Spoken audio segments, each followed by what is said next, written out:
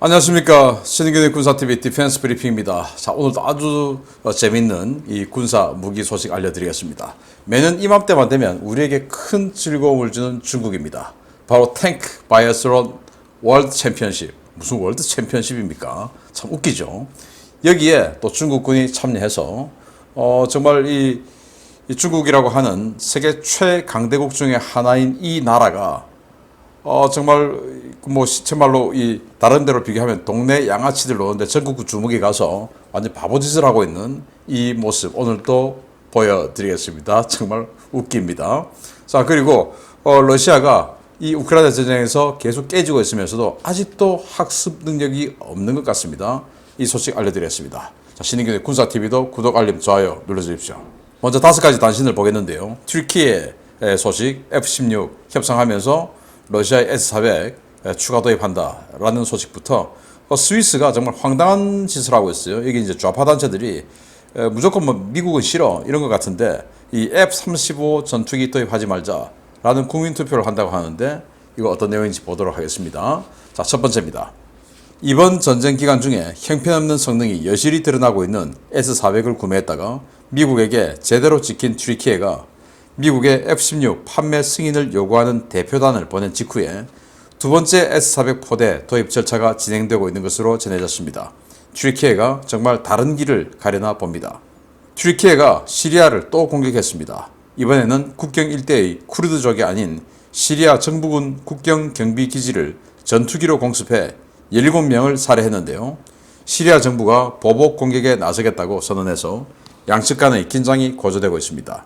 미국이 폴란드에 무력 시위 성격으로 전개했던 F-22 랩터 전투기를 발트의 전투 공중 초계 임무에 투입하기 시작했습니다. 현존 최강의 제공 전투기인 F-22가 발트의 초계 임무에 나선 것은 이번이 처음이라서 러시아의 강한 반발이 예상됩니다. 미 육군이 포병 탄약 보급을 보조하기 위한 지원 로봇을 발주했다는 소식입니다. M109 계열 자주포의 야전 탄약 재보급을 지원하는 로봇인데 그냥 우리 K-10과 같은 자동화된 탄약 보급 장갑차를 조달하는 것이 더 낫지 않을까 싶습니다. 국민투표 끝에 차세대 전투기 사업을 진행하기로 결정하고 그리펜과 슈퍼호넷, F-35를 비교평가해서 F-35 36대를 도입하기로 결정했던 스위스 차세대 전투기 사업이 또 위기를 맞고 있습니다.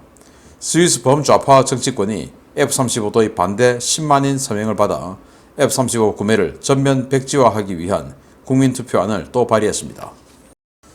정말 여러 소식이 계속 나오는 지구촌인데요. 튀르키예 S-400 러시아로부터 도입해서 미국하고 완전히 지금 갈라설 직전까지 갔다가 스웨덴과 핀란드의 나토 가입을 승인해준 조건으로 또 잠시 숨고르게 들어갔죠. 그런데 미국에게 그럼 F-35는 안 되더라도 F-16은 그럼 팔아줘 라고 하는 그 로비 협상단을 미국에 보낸 이 상태에서 그 S-400 지대공 미사일 추가 도입을 한다. 러시아에서. 라는 건데 이건 뭐 어떻게 하자는 건지요. 참 희한합니다.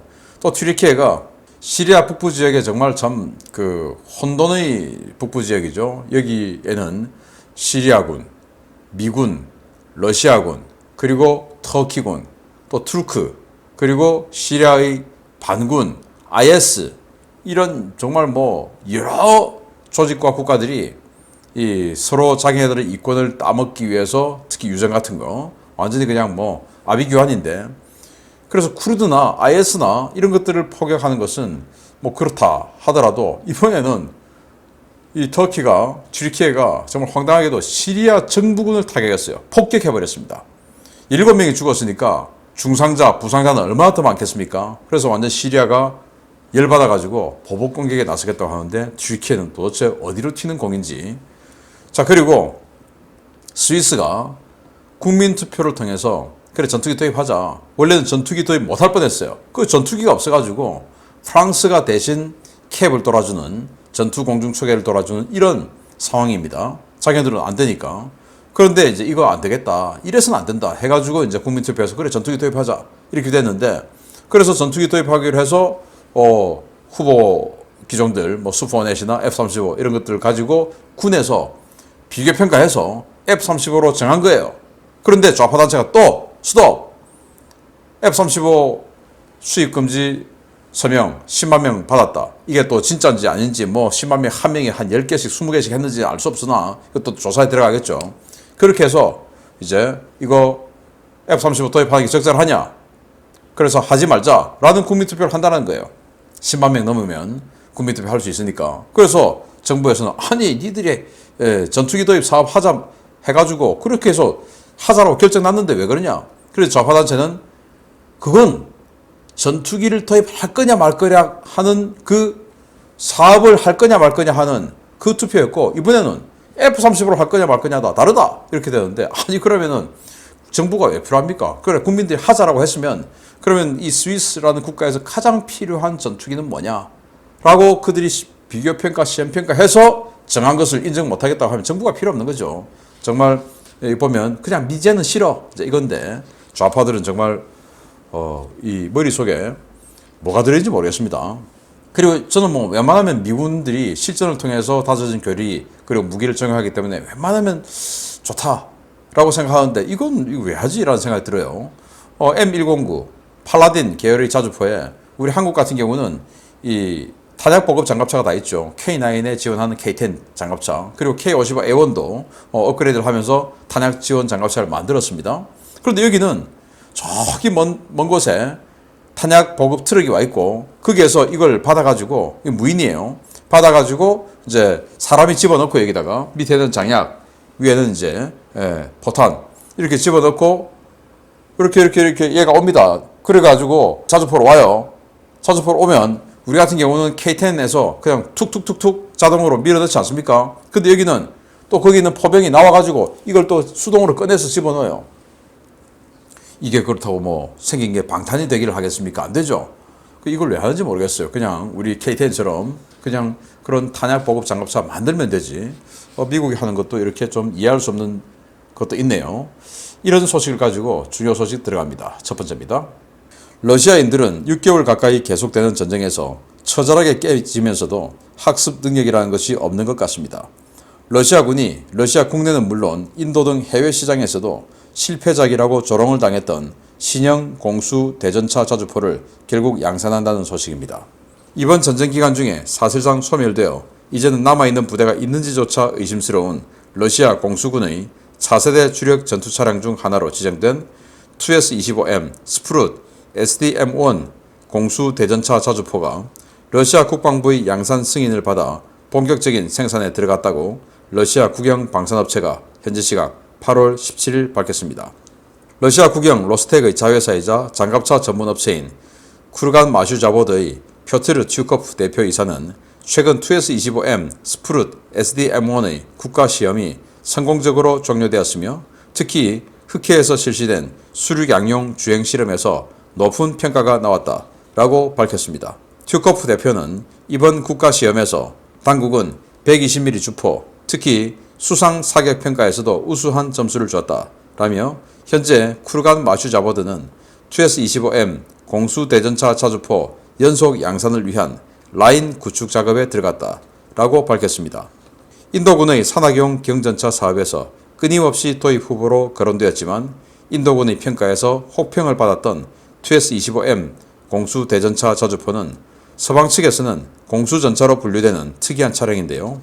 전투 중량이 18톤에 불과한 작은 차체에 무려 2A75 125mm 활강포를 주무장으로 채택해서 카탈로그 데이터상으로는 현존 경전차 가운데 최강의 화력을 자랑합니다.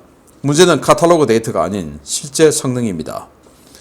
제작사 측은 러시아 공수군과 인도군 평가에서 최악의 낙제점을 받은 TS-25와 신형 TS-25M은 다르다고 주장하고 있는데요.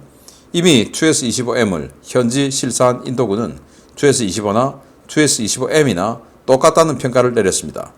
인도군은 TS-25M이 주포 반동을 제어하지 못해 사격 정밀도가 엉망이고 시대착오적인 알루미늄 장갑 때문에 생존성이 너무도 떨어진다는 결론을 내리고 TS-25M 도입 대신 K9 차체를 이용한 별도의 경전차를 개발하는 것으로 입장을 바꾼 바 있습니다. 러시아는 이번 우크라이나 전쟁을 통해 대구경 주포를 장착한 경장갑 차량이 현대전에서 얼마나 무기력한지를 경험하면서도 이 TS-25M 양산을 결정했는데요. 일선에서 기존 TS-25와 BMD 계열의 치를 떨고 있을 러시아 공수군 장병들에게 일찌감치 위로의 말을 전하고 싶습니다. 자, 뭐 덩치 좀 커 보입니다. 그런데 18톤이에요. 125mm 주포를 장착하고 125mm 주포가 들어가다 보니까 포탑도 커졌죠. 차체도 커졌어요. 보기륜이 무려 7개입니다. 이렇게 덩치가 커졌음에도 불구하고 18톤. 그러면은 이게 방어력이란 게 존재하기는 하겠습니까? 그리고 이걸 이제 인도가 시험평가해 보니까 쏘고 나서 반동 제어가 안 되는 거예요. 이렇게 강력한 125mm 활강포를 이 활강포 포함해서 18톤짜리 차체에 얹었으니 이게 뭐 제어가 되겠습니까? 사격 명중률이 낮고 그래서 이건 못 쓰겠다. 아무리 인도가 자기네들이 급해도 이건 못 쓰겠다. 해가지고 이제 뭐 할까 고민하다가 K9 써보니까 너무 좋아. 그래서 K9 저 차체를 이용해서 저기다가 125mm 포탑을 얹자. 이렇게 이제 바꿨죠. 그리고 지금 이번 우크라이나 전쟁에서도 BMD-4 같은 이런 공수 장갑차 전차를 쓰고 있는데 여기도 보면 이제 100mm 주포에다가 또 30mm 기관포를 동축을 얹어놨죠. 우리 BMP-3처럼. 그런데 너무나 빈약한 장갑 때문에 AK-47에 들어가는 7.62mm 탄 39mm짜리 아주 짧은 거 그 AK-47 탄에도 뚫린다는 겁니다. 그러니까 뭐 생존성이라는 것은 보장이 안 되죠. 그래서 이거 못 쓴다라는 건데 그래도 만들겠다라는 겁니다. 도대체 학습 능력이 없는 러시아 같은데 뭐 만들거나 말거나 이 장갑차를 운용하는 공수군 러시아 공수군만 불쌍할 따름입니다. 윗대가리들의 생각 때문에 기가 찹니다. 자, 재미 좋은 소식 알려드립니다. 두 번째입니다. 열악한 성능과 형편없는 운용 능력이 시너지 효과를 발휘해 이달 중에 전투 손실 2,000대를 돌파할 것으로 보이는 러시아제 전차가 모스크바 인근에서 세계 최강을 운운하며 경연대회를 벌이고 있습니다. 전쟁통에도 불구하고 탱크 바이애슬론이 또 열린 것인데 중국이 자랑하는 최신의 전차가 러시아의 T-72에 밀리는 성능을 보이며 또 웃음거리를 전해주고 있습니다. 가짜 스펙 전차와 장갑차, 알리바바 직구 전투 로봇 개까지 등장하며 러시아 군사과학기술을 조롱과 멸시의 대상으로 전락시키고 있다는 아미 2022 행사의 부속 이벤트인 탱크 바이애슬론에서 중국제 전차가 또 중국제다운 면모를 보이고 있다고 러시아 현지 매체들이 일제히 조롱하고 나섰습니다. 러시아와 중국을 비롯해 20개국이 참가하는 이번 대회는 오는 8월 27일까지 열리는데요. 러시아는 관람객 1인당 18,000루블, 한국돈 40만원, 9인 이상 단체 관람객은 1인당 5,000루블, 한국돈 11만원이라는 고가의 관람료를 받으며 이번 대회를 대중에게 공개하고 있습니다. 이 대회는 주최국인 러시아가 제공하는 T-72B3 전차를 이용해 기동, 주포 사격, 기관총 사격, 가상교전 등 종목별 경기를 치러 나온 점수를 합산해 등수를 매기는 방식인데요. 중국은 2013년 열린 첫 대회부터 러시아 측이 제공하는 T-72B3 대신 자국산 96식 전차를 쓰겠다고 우겨서 참가국 가운데 유일하게 다른 기종으로 경기에 임하고 있습니다. 중국은 실전용 96식 전차를 96B라는 별도의 파생형으로 개조해 탱크 바이애슬론 경기에 특화된 고성능 버전을 경기에 투입해 왔지만 주행 중에 보기륜이 빠지거나 정지간 사격에서 고정 표적을 맞추지 못하는 등 T-72B3 전차보다 못한 성능을 보이며 매년 관람객들에게 폭소를 안겨준 굴욕의 역사를 써왔습니다. 이번 대회에서도 중국 전차는 역시 중국 전차였습니다. 96B 전차는 야지 기동 종목에서 속도를 내지 못해 러시아 팀의 T-72B3에 추월당하는 굴욕적인 장면을 여러 차례 연출하는가 하면 사격 진지, 정차 후에 고정 표적 3개의 주포 사격을 가하는 종목에서는 정차 후 초탄 발사까지 무려 9초가 걸리는 모습을 연출하며 과거 대회와 비교해 별반 다를 것 없는 퍼포먼스를 펼쳤습니다. 대회를 관람하는 관람객들은 대회용으로 개조된 차량을 투입하는 이른바 치트키를 쓰고도 짐바브웨나 베네수엘라, 카자흐스탄과 별반 다를 바 없는 기량을 보이고 있는 중국팀에 조롱을 보내고 있습니다. 자국의 전차 기술력을 집약한 첨단 전차와 최정예 전차병을 보내고도 이번 전쟁에서 죽을 쓰고 있는 러시아제 전차보다 뒤처지는 모습을 보이고 있는 중국 전차들을 보니 중국의 군사 대국화 그렇게 겁낼 것만은 아닌 것 같다라는 안도감도 듭니다. 탱크 바이애슬론 월드 챔피언십 이름은 정말 거창한데요. 이 아미 2022 방산 전시회죠. 의 일환으로 열리는데 와, 저도 한번 가보고 싶었는데 입장료가 1인당 40만 원이네요. 정말 비싼 입장료인데 원래 이렇게 안 비싼 걸로 아는데 지금 러시아가 돈이 갑자기 필요해졌는지 이렇게 비싼 입장료를 받는데 영상 보면 대부분의 관람객이 중국인들입니다. 볼에다가 오성홍기 같은 거 그려 붙이고 오성기 막 들고 막 마치 월드컵 경기 보는 것처럼 월드 챔피언십이니까 그러고 있는데요. 참가국들을 한번 볼게요. 러시아, 아제르바이잔, 벨라루스, 베네수엘라, 베트남, 카자흐스탄, 키르기스탄, 중국, 우즈베키스탄, 아파지아, 아르메니아, 짐바브웨, 이란, 라오스, 말리, 미얀마, 수단, 시리아, 몽골, 남오세아티아. 미승인 국가 아파지아, 남오세티아 2개. 그리고 일반 국가들 18개가 있는데 여기에 제대로 된 국가가 뭐 딱히 눈에 띄입니까? 베트남 정도? 이야, 이런 나라들하고 라오스, 말리, 미얀마, 짐바브웨, 수단 이런 나라들하고 경쟁을 해서 이겼다고 자뻑을 하고 있는 중국입니다. 아까 제가 모두에 말씀드렸듯이 완전히 동네 양아치들 싸우고 있는데 전국구 주먹이 가서 치열하게 피 터지게 싸우다가 피 질질 흘리고 내가 그래도 3등은 했잖아 라고 한 이 꼴입니다. 여기서 3등. 아니 러시아가 있으니까 2등은 그렇다 치고 3등은 또 뭡니까? 자, 기가 찬데요. 하나하나 과거부터 지금까지 한번 보겠는데요. 제가 보여드렸던 아주 베스트셀러 영상이죠. 이겁니다. 막 달려가는데 막 이렇게 달려가니까 어휴, 보기름 바퀴가 빠져버리네요. 첫 번째 바퀴 이게 이제 몇 년 전 영상인데 이렇게 해서 중국이 도대체 왜 이렇게 됐을까? 아주 성능 좋은 걸 가져갔는데 해보니까 차체에 비해서 차체의 무게에 비해서 바퀴가 너무 약하더라. 그래서 무게를 줄일 필요가 있다. 이 대회에 출전하려면 그러면 설계가 잘못됐다는 거 아닙니까? 그럼 설계를 바꾸고 제작을 다시 하고 개량을 해야죠. 근데 이 대회에서 성적만 내기 위해서 이 대회 출전용으로 96B를 만들고 여기 지금 반응장갑들 있죠. 이 반응장갑 내부를 다 비워버린 거예요. 그러니까 여기에서 포탄 맞을 일은 없으니까 다 비워버리고 그렇게 해서 무게를 줄이니까 이제 바퀴는 안 빠진다 라는 황당한 이야기고, 그러니까 여기 지금 반응장갑 있지만 지금 거는 다 드러냈어요. 지금 완전히 그냥 껍데기만 살짝 발라놓은 상태입니다. 장갑을 아주 가볍게 만들어 놓고 실제로 48톤 돼야 되는 게 40톤대 초반 이런 식으로 해가지고 이제 바퀴를 안 빠지게 만들었고, 자 이거 한번 보십시오. 갑자기 빠져나와서 여기 있는 포탄을 집어넣는, 얼마나 빨리 집어넣나 하는 경기인데 얘 한번 보세요. 얘 이따가 쓰러져 버려요. 쓰러져 버렸어요. 이게 왜냐? 양압 장치가 안 좋은 거죠. 이 엔진의 배기가스 이런 나쁜 성분들이 차체 내로 다 들어온 거죠. 그래서 이미 차체 내에서 완전히 그냥 그 배기가스가 들어오는 그런 상태에서 완전히 그냥 이 두뇌가 뇌가 데미지를 입은 상태에서 지금 나와가지고 입이 지금 흔들흔들 하고 있죠. 왜? 또 여기가 또 가스 나온다니까. 그렇게 해서 그냥 쓰러져 버리는, 이 정도로 양압 장치까지 허접한 이 모습을 작년에 보여줬고요. 올해는 자 이거 이제 누가 빨리 가냐 하는 경기인데 빨간 게 지나가네요. 이게 뭐냐? 지금 빨리 가는 경주를 하는데 러시아입니다. 빨간색은 러시아 그냥 훅 치고 지나가 버렸어요.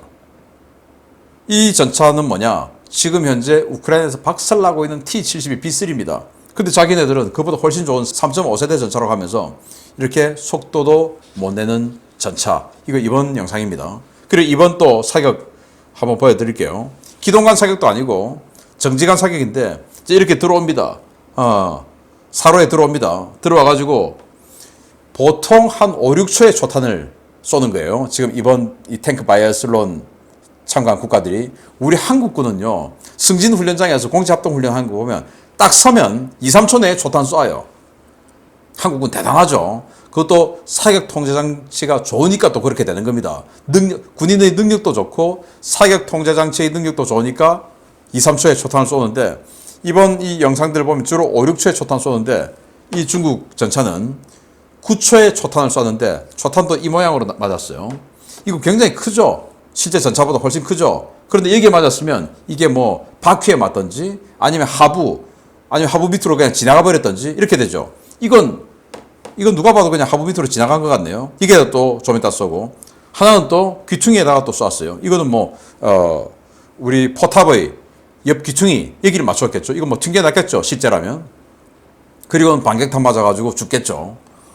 이런 겁니다. 이걸 또 쏘니까 중국인들이 잘했다고, 이따위로 맞춰놓고 잘했다고 국기 흔들고 하던데, 정말 한국의 승진종합훈련장에서 우리 육군 기계화부대들이 공지합동훈련하는 거 한번 보러 오기를 추천합니다.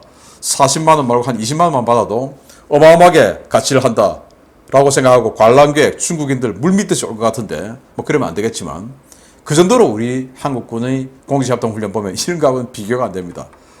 세계 랭킹 2위의 군사력, 또 미국과 패권 경쟁을 하는 이 중국이 짐바브웨, 수단, 미얀마, 말리 이런 나라들에 모인 곳에 가서 3등했어. 이야, 기가 찹니다. 정말 중국. 까보니까 중국제네. 까보중. 까보로 사이에서 더 빛을 발하는 까보중이었습니다. 마치겠습니다. 감사합니다.